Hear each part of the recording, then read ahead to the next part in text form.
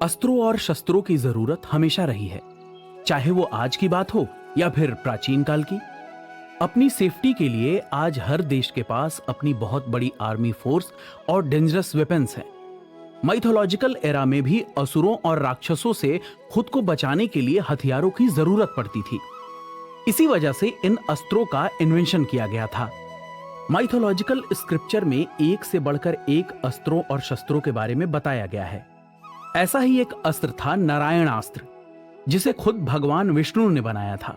यह भी इस धरती के सबसे खतरनाक और पावरफुल हथियारों में से था, जिसकी फायर पावर भगवान ब्रह्मा के ब्रह्मास्त्र और भगवान शिव के पशुपतास्त्र की तरह ही थे।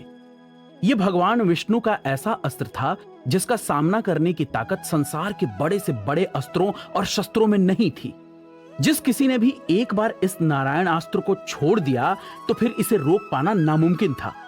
फिर चाहे दुश्मन इस यूनिवर्स के किसी भी कोने में जाकर छिप जाए, इससे बच पाना मुश्किल था। अपने दुश्मन को खत्म किए बिना नारायणास्त्र कभी नहीं लौटा।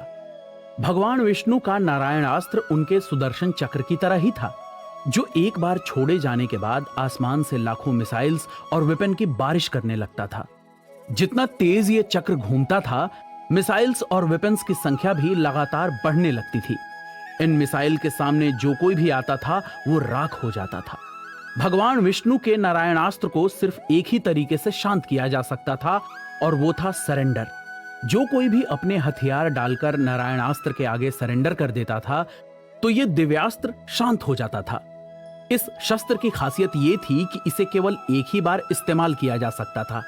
अगर उसे दूसरी बार इस्तेमाल किया गया तो ये इसे चलाने वाले की सेना को पूरी तरह से डिस्ट्रॉय कर देता था।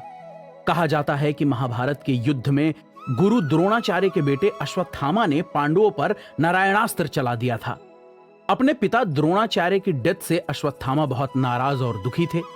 वो किसी भी तरह से पांडवों से बदला लेना चाहते थे। उन्हें नारायणास्त्र को चलाने का ज्ञान था जो उसके पिताजी द्रोणाचार्य ने दिया था।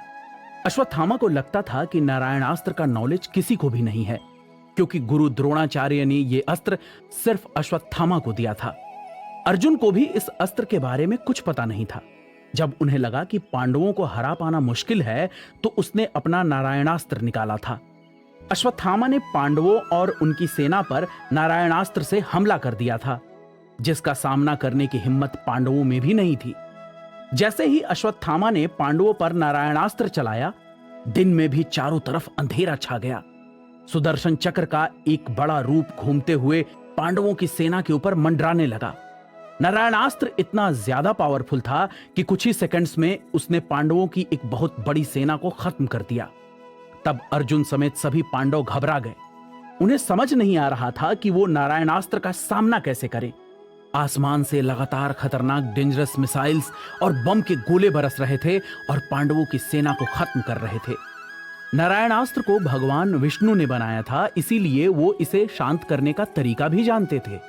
भगवान कृष्ण ने सभी पांडवों और उनकी सेना को कहा था कि वो अपने सारे अस्त्र और शस्त्र नारायणास्त्र के आगे डाल दें और खुद को पूरी तरह से सरेंडर कर दें, और अपने मन में भी नारायण अस्त्र के साथ लड़ाई करने के थॉट्स भी ना लेकर आएं।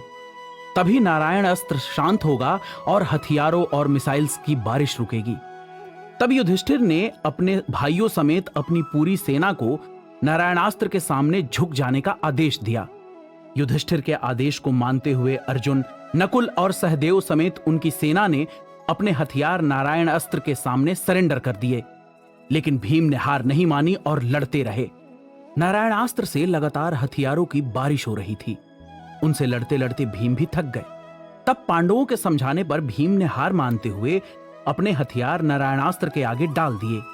ये देखकर दुर्योधन ने पांडवों का मजाक उड़ाया। उसे लगा कि पांडवों ने हार मान ली है।